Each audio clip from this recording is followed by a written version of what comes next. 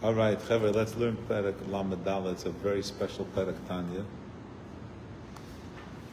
It's a very special Perek Tanya. The Chitas, usually it's Purim that we learn Perek Lamed Dalet. And there's that very beautiful Sikha of the Rebbe where the Rebbe speaks about the Perek Tanya. Yeah, multiple Sikhas. So let's take a look, Perek Lamed Dalet.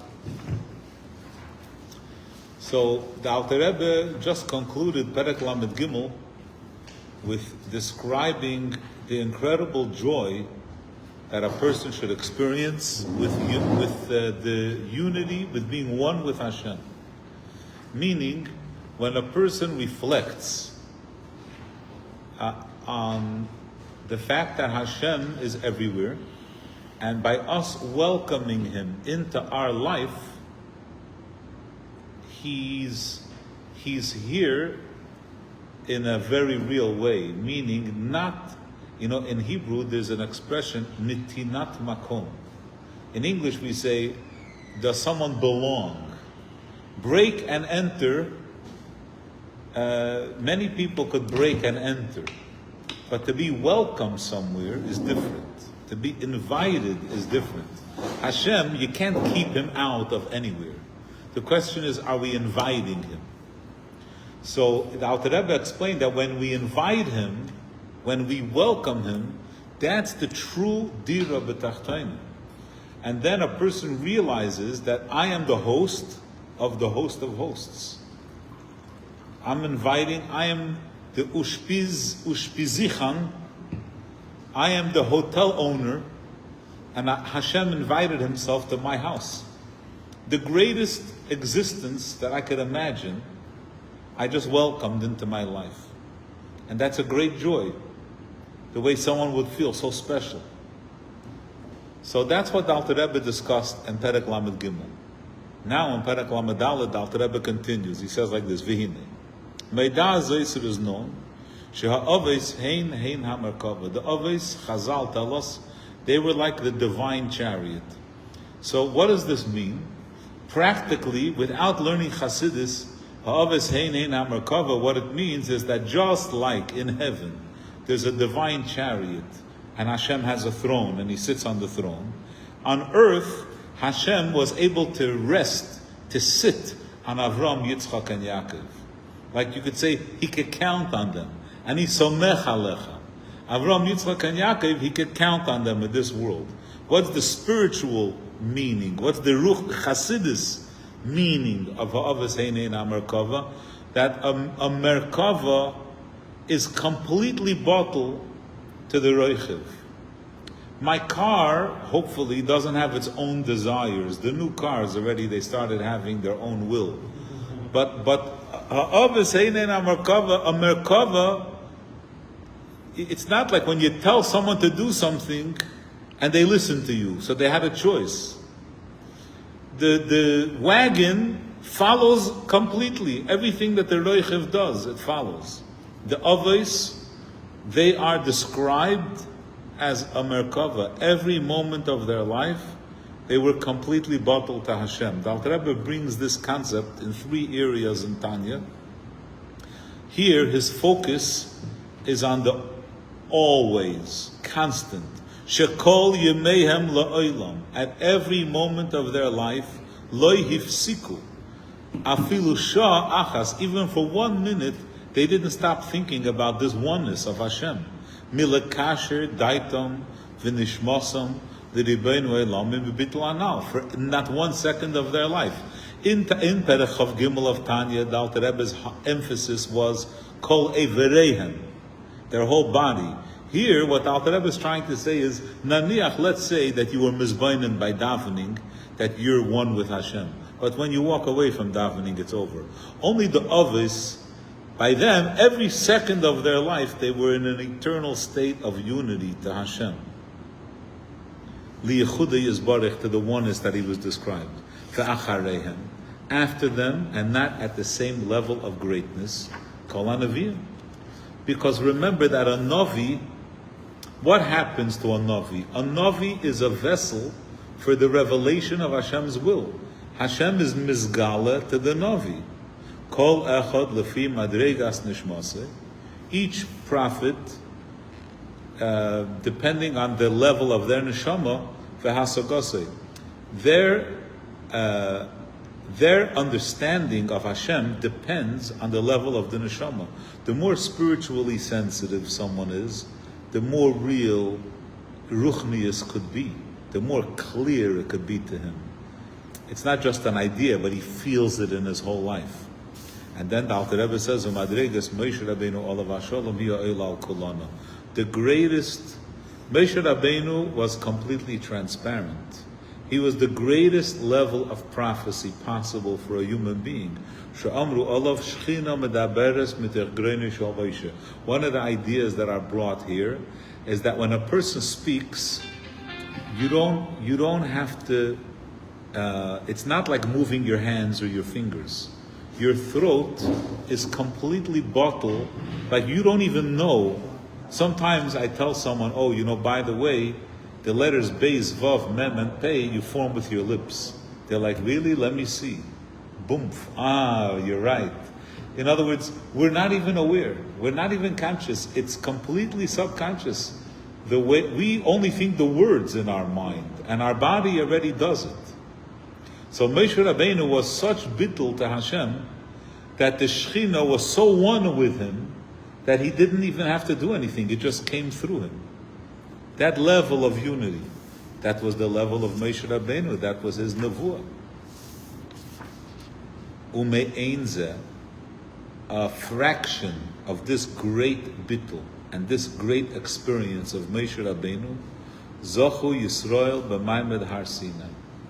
When we stood at Har Sinai, the revelation of Hashem, we all became prophets. We all became completely bottled to Hashem. The only thing is, Rak shelo yochlo lizbo. They couldn't handle it. It was too much. And the truth is that it's the same for us at every moment. Meaning, why is it so important to learn Chassidus? Because we have to sensitize ourselves, open ourselves up to what it means to be close to Hashem. Otherwise, it'll just overwhelm us. We're not Kalim. I'll just mention this point. Here. I have it here. Here, 1 second. Here, let me give it. Here, boss.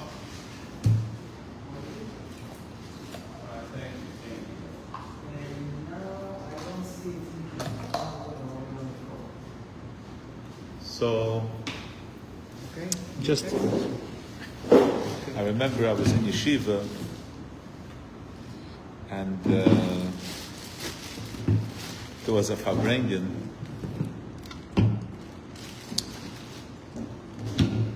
One night, like 2:00 in the morning, a boy walked in, and he said to the rabbi, "Rabbi, how do I know that Hashem created the world and that the Torah is true?" So the rabbi said, there were like 18, 19-year-old guys, So the rabbi said, imagine if two trustworthy people will come in now and they'll tell you that something's happening outside. Right? Two people, they're going to come, they're going to say, "Oh, there's a building on the corner that's on fire." You're going to believe them.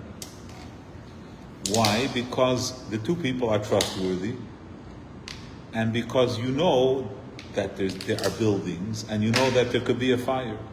But imagine if the same two people came to tell you that aliens just landed on the planet. You're not going to believe them, because it's out of your world experience. It doesn't fit in. It's the same two people, and they're not trying to pull anything over you. So he says, our parents told us about that Hashem gave the Torah. But if it's outside of your imagination of what could be possible, it doesn't matter. We can't believe it. We can't believe Kriyas Yam Suf, and we can't all these things. They're just beyond us. So our responsibility is to learn and broaden our understanding of what's possible. That's why we learn Chassidus. And then when someone tells us, when someone approaches us and says, I want to tell you what my father told me, and what his father told him, that Hashem gave the Torah to the Jewish people, I could believe it. That He took us out of Mitzrayim, I could believe it, because now I understand. I have a paradigm in which it's possible. So, the more we broaden our mind to the oneness of Hashem, the more we become a Keli. But to have complete bittul, that we should be not a Metzias, the only existence should be Hashem, we're incapable of that. It's too much. So that's why, K'maim Razal, our sages tell us, we're in 34 chapter. She'al kol dibur porcha nishmasa. Every revelation of Hashem, they passed out. The Malachim had to restore their souls. Shehu inyan bittul b'metzias hanal. This revelation of godliness, this is the level of bittul that's being described in the previous chapter and for the Avos and Moshe Rabbeinu. So when Hashem saw that the Jewish people are incapable of experiencing such a level of bittul, so lachein, therefore, meyad, immediately after Matan Torah, Amar lohem lasis le mishkan. Hashem said, look, build a mishkan, ubay kachi akadoshim. The purpose of the Mishkan, the way that Ramban explains it, is that there should be a holy of holies, a place where godliness manifests completely. That's why it's a miraculous space. The Orim is suspended in this impossible way, and that's where there's going to be Hashra Shechinose. God's going to be revealed there. That's the revelation of Hashem's oneness. The Alter Rebbe will explain further. The Alter Rebbe is going to speak about the Beis HaMikdash in chapters 51 and on. After the Beis HaMikdash was destroyed, what did the sages tell us? Ein la'akadosh baruch hu ba'elamai mishkan u'machin l'shiftei. There is no place for Hashem. There's only one place where Hashem dwells. Only one place. What does it mean that Hashem dwells? That the oneness of Hashem is revealed. Hu yichudi yizbarich ela arba amis shel halacha. What is the meaning of arba amis shel halacha? That Hashem tells us how we're supposed to operate in the world. Halacha means these are the instructions. This is not my opinion, it's Hashem's opinion. I remember, not only me, anyone who ever got tested in smicha, they asked the question. So the rabbi asks the question and the student says, well, the shach says this, the taz says that, and I think there's a pri megadim. And the rabbi says, listen, my friend, when a woman comes to ask you a question about something happening in the kitchen, they don't want to know about the shach and taz. They want to know, what does God want? What is God's instruction to me? What is halacha? Halacha is God's instruction. So that's the oneness of Hashem. It's not my opinion. It's not my feeling. What does Hashem say? That's Ritzeinu Yizbarich v'chachmasei. Hamelubashim b'halaches ha'aruches l'fanenu, that are expressed, that are presented. God's the mitzias of elikus, the mitzias of godliness, is God's will. This is the way it should be. Hashem's opinion. V'lachin. After a person invests his thought, why is it so important to think about it? If you do a mitzvah without thinking about it, you're also doing what Hashem wants. Yeah, but if you don't provide the setting, then the awareness of Dira B'Tachtonim is not there. You have to welcome Him. You have to bring it into your mind. It has to become part of your consciousness. And that's why the preparation is so important.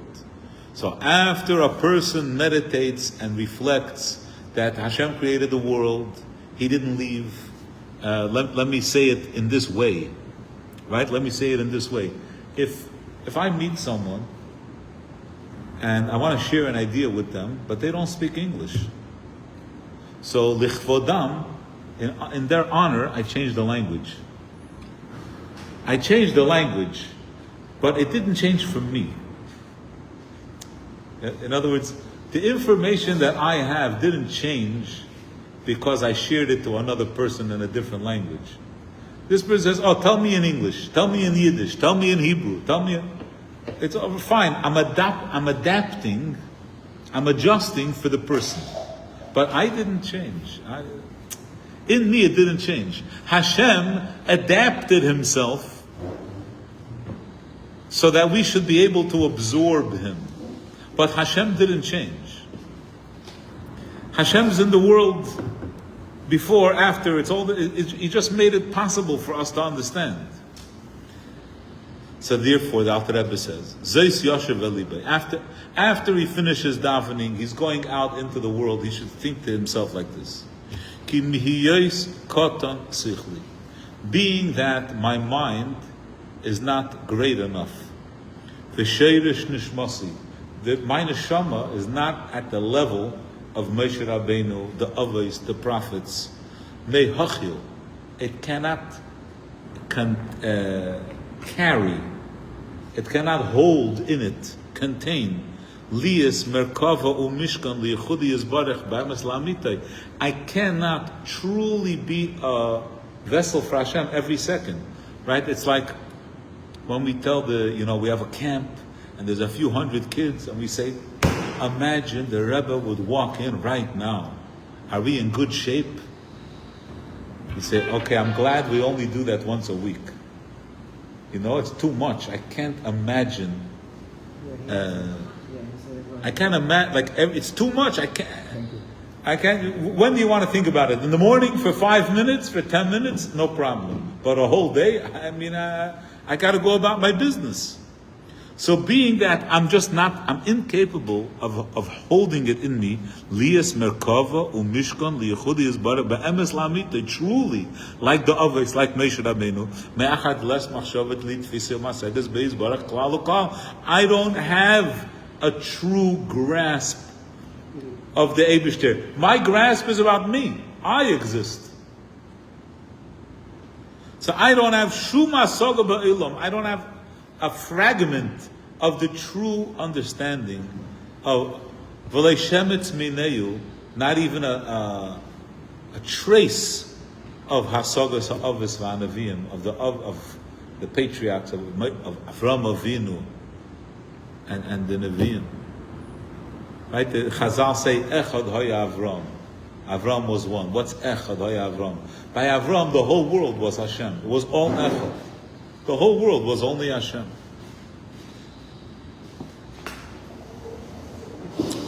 Ilazois, therefore, es Eloi Mishkan. I want to make a little a house for Hashem. I want to invite Him. Umachin l'shifte. I want to make a seat for Hashem's presence. Come, we have Tanya's here. Come. A bigger one. So use mine. Come. I'm sounding all possessive about it. Mine, yours. Come.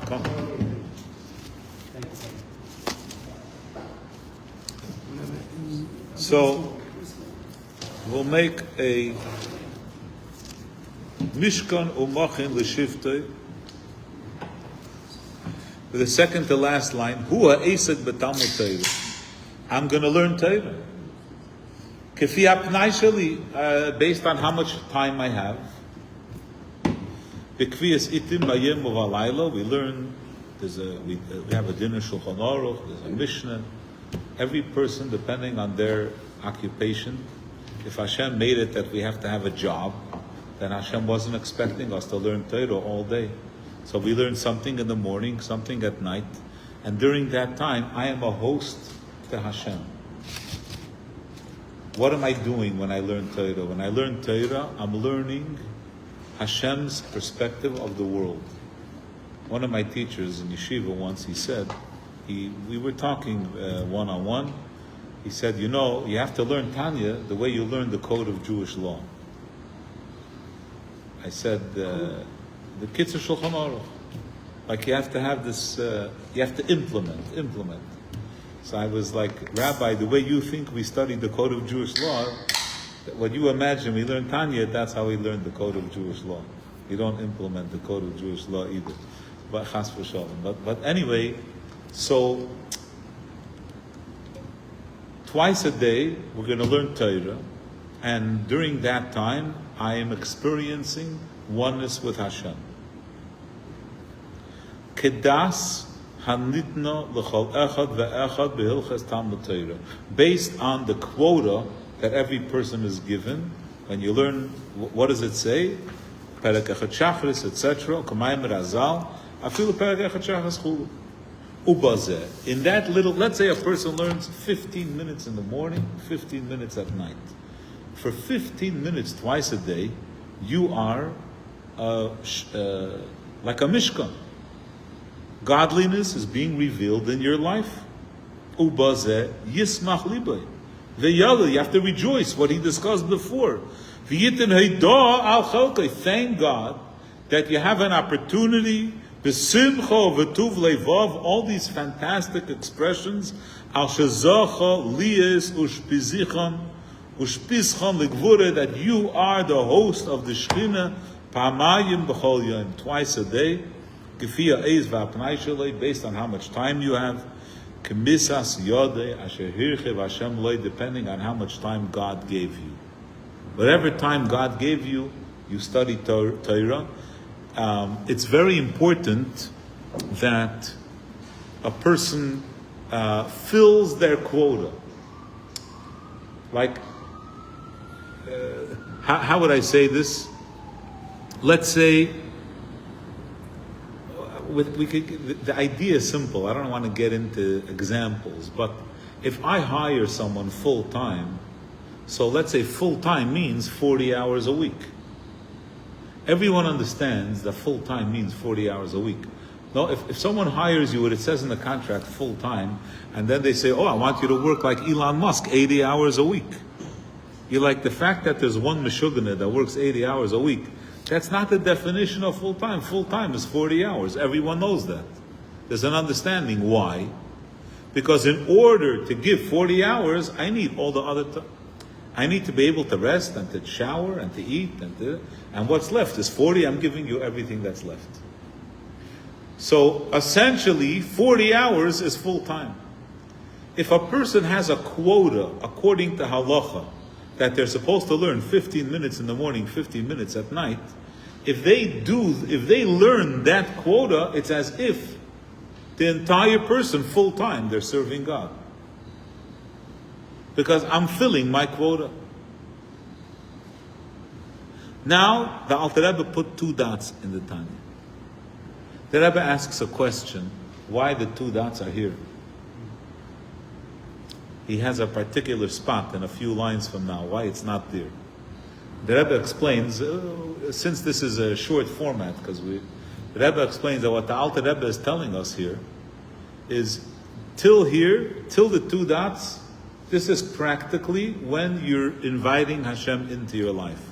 From here and on, the Alter Rebbe gives us a perspective for the rest of the day. What happens when I'm at work? What happens when I'm not studying Torah, when I'm not? So let's take a look. Now, the Alter Rebbe says, a person should keep in mind that v'im yarchiv Hashem lo yoid, that if God will grant you more success in your business, we're right by the 2 dots. If God will give you, until now you were being paid $1,000 an hour, right? Hashem opened up. So now, Hazai Tahir Yadayim Yosef Emetz. A person who's is not too entangled in the world will add learning. Says, look what Hashem did. I don't have to work 40 hours anymore. I could work 35 and I could add 5 hours studying Torah. So I'm not going to say, oh, more, I need to. So a person is always, in other words, what do I want? I want to study Torah. That's the most precious thing in my life. As soon as Hashem gives me more availability, more time, that's what I'm going to do. I'm going to study Torah.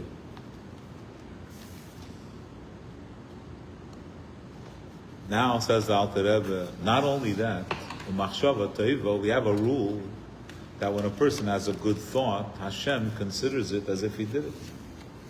So in a certain way, Hashem is going to consider it as if you learned the whole day. Because you're really wishing all day that you could be studying. It's almost like you're learning. It's a ke'ilu, in a certain way, because all day you're wishing, oh, why am I at work? I wish I could sit and learn. And then the Alter Rebbe continues. Not only that, the rest of the day, that you're involved in business, and you're going to say, what do you mean? How could you tell me? Right now, I'm separate from God. I'm involved in my own ambitions. I have my own drive. I'm running a business. Says the Alter Rebbe, I want to tell you something. Even while you're doing work, you're really a host for the Shekhinah. Why? You're giving tzedakah. What are you giving to tzedakah? You're not giving money to tzedakah. You're giving kishkas. You're giving your effort.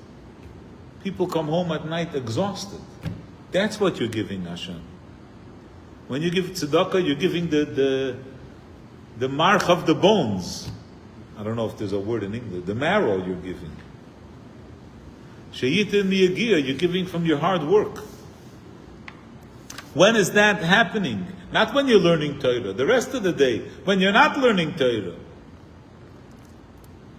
Now the Alter Rebbe says, I want you to know that with giving tzedakah is not just a mitzvah. Tzedakah is a trait of Hashem. Meaning, it's through me that Hashem's will is being fulfilled completely. In other words, when I study halacha, I'm studying Hashem's will. So my mind has Hashem's will in my mind. When I do tzedakah, it's Hashem's trait. It's not like, oh, how to earn money. You earn it like this, he earns it like that. Oh, so I'm doing what I like. But tzedakah is it's actually Hashem's midah. So the dira, the unity with Hashem is very expressed. It's much stronger. Ma'hu rachum v'chulu, like Chazal tell us, Hashem is compassionate. You should be compassionate, and like it brings into kunim, chesed raya yamina. Kindness is Hashem's right arm. Says the Alter Rebbe. Let's take it further. Even a person who's giving maximum tzedakah, our sages tell us that you're not allowed to give more than 20%. Even if you're giving 20% to tzedakah, it's only 20%. The other 80%, I'm not a mishkan for Hashem. I'm not complete. I'm not a dira. Says the Alter Rebbe, no. The 20% that you're giving, it's as if you're giving all your money to tzedakah. Lias Machin Leshifti Yizbarech. The Alter Rebbe brings an idea here. The Gemara says that tzedakah is shkula keneged kol karbanis. It actually says that tzedakah is greater than karbanis. So here the Alter Rebbe says tzedakah is equal to all the karbanis. When we say all, we mean that in karbanis there are many types. There are libations, we pour wine. There's salt, you have to put salt on the mizbeach. There's the wood. It's also karban ha'etzim. So there's the flour. So when we bring karbanis, we bring a little bit of the inanimate daimim. We bring a little bit saymeach from the growing, the trees, agriculture. We bring a little bit from the animals. So every day we do a little representation. We say, Hashem, thank you for daimim. Thank you for Tzemeach. Thank you for Medaber. Here's a little offering to you from this world. By doing that, we elevate all of Doimim, all of Tzemeach.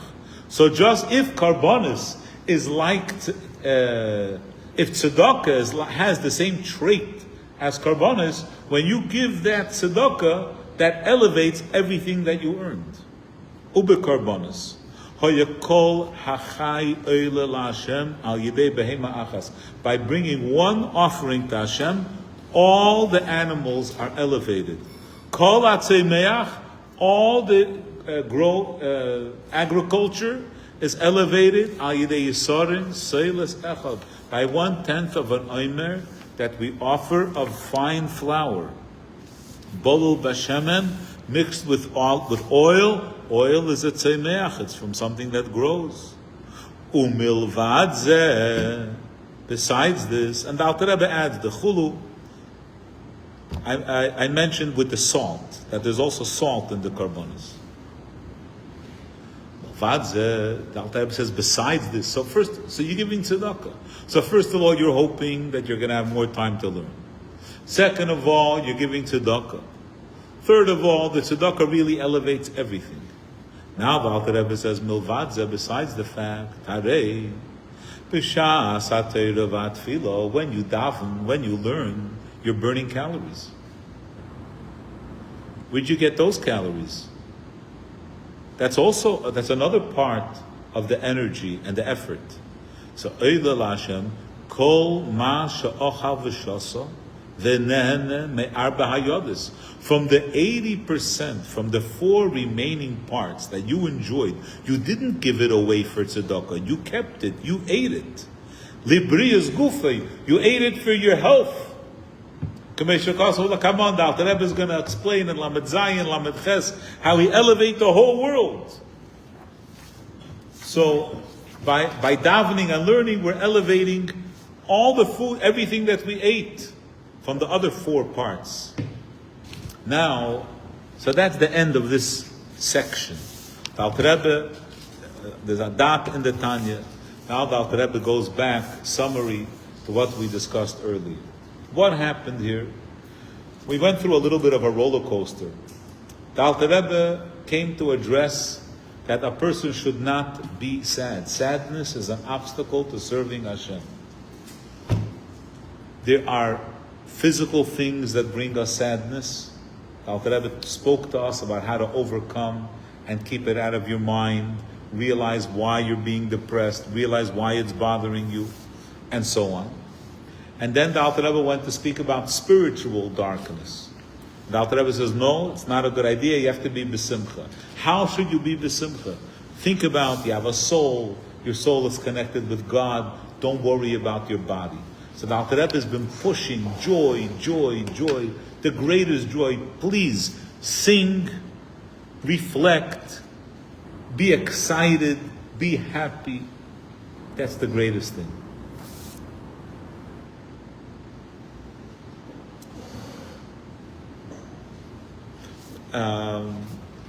I'm going to change the facts a little bit because just to protect someone's privacy and just to express this idea for a minute. For all of us, I don't have to tell you, everyone here, we're sitting here, grown men with experience in the world and everything. The greatest gift that a person could have is to feel that they have power to change the circumstances in their life. The most difficult, the hardest place to be in is when a person feels there's nothing I could do, I'm stuck. Right? One of the reasons why when it comes to schooling, why we have this expression, you can't fight City Hall. Right? In other words, a person is stuck in a situation and they feel that in order to change the situation, City Hall, there's a whole institution like what we were talking about before. Here we are, Jews, we're hated. It's millions of people, it's all around us. I'm walking down the street, I'm overwhelmed. What can I do? I can't do anything. When a person in their own life, when a person finds themselves in a dark place, And suddenly they realize that they could do something to change it on their own. It feels very good. Even if the change is tiny change, even if it's a small change. But I could do it. It feels very powerful. For years, when I studied singing, I was so dependent on my teacher. If I had anything coming up, Rosh Hashanah, Yom Kippur was coming up, or I have to sing somewhere, or I'm going somewhere for Shabbos, I need a lesson. If I don't have, I have no openings Thursday. You have no openings? Oh, it's going to be a disaster. Right? Then, one day, I found a way that I could help myself a little bit. I wasn't getting results as great as the teacher. But I still said, wow, I could do this. And from then, my psyche changed. I could do this myself. If a person is sad, and that's just the way it is, and they say, okay, what's the age? I gotta go to sleep. Let's see what happens tomorrow. I'll wake up tomorrow. Let me see if it's different. But if a person discovers the power, I could change the way I feel. Oh, I'm nervous now. Oh, but I know there's something I could do. Give me some ice cream, I'll become happy. So that's what the Alter Rebbe is saying. The Alter Rebbe is saying there's all these things that make you sad. Please, I want to help you shift your sadness to become joyful. And once you'll make the small change, you could have fantastic change. And you could just be in an incredible state of elation, extremely happy, feeling like every day you're like drunk with happiness. Now, at the end of the Perek, the Alter Rebbe says, now that you're so happy, you're so excited, it doesn't mean that there's no room for sadness. There are areas still where we have to remember it's also an ingredient. There's another aspect of our life. Let's see how the Alter Rebbe says it. V'hinei. B'kol protei minei simchas hanefesh hanal. All these different angles of joy that we spoke about, focusing on the soul, right? How great and valuable, and the closeness to Hashem. Ein mehen miniya. It doesn't hold back lias nivze be'ein of nimos.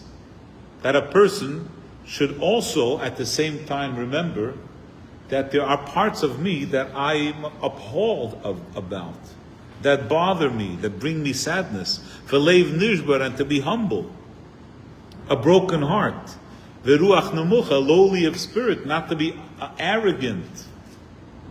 B'shas hasimcha mamish, actually while at the same time of your joy. How is that possible? They're two opposite emotions. He says, because the focus is on two different things. Me'achar, ki heyoisei nivze be'eina v'chulu. Because the darkness of your life, in your life, hu mitzat haguf. V'nefesh habahamas. You have a guf, you have an animal soul. And that's where the darkness comes from. The upset, the disappointment, the brokenness. And to be joyful,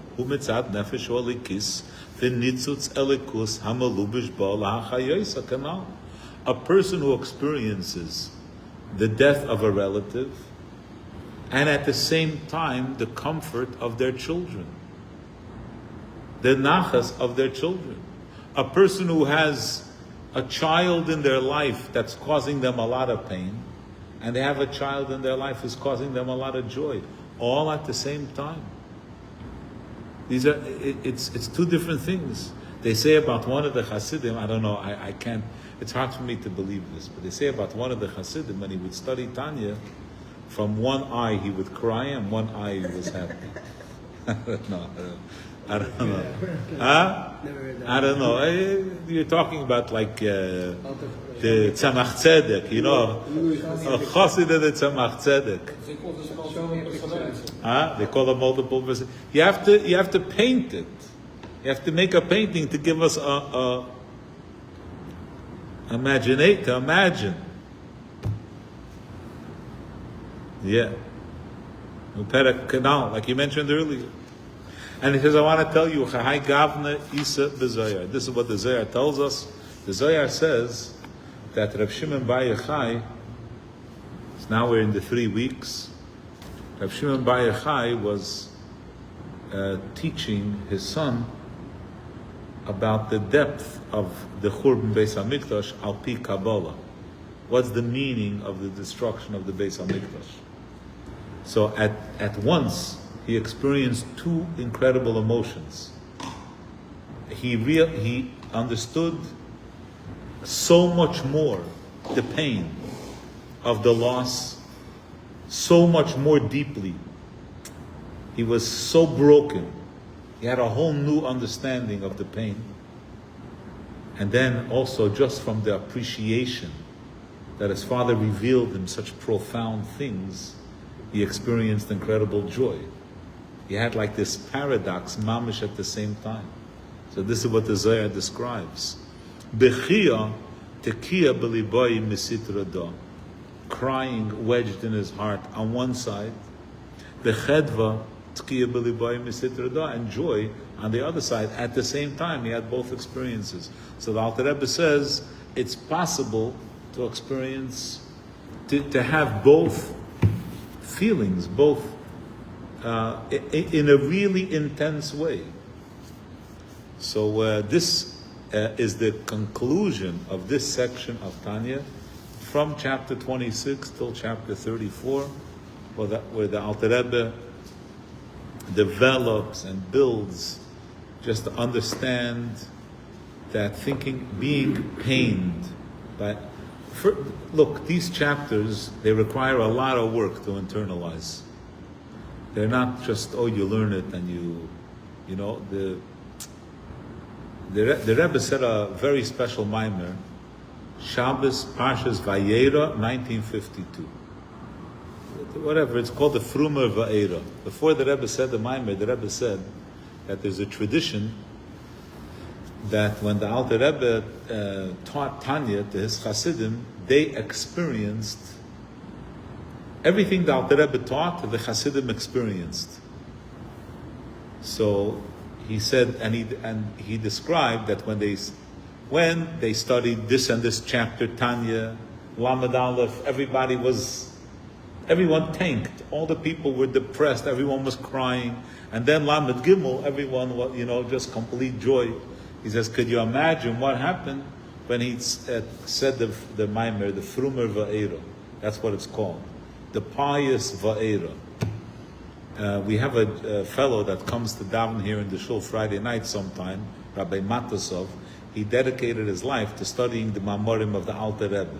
So he wrote a very fascinating article about why that Maimer is not included in Torah. For some reason, it's such a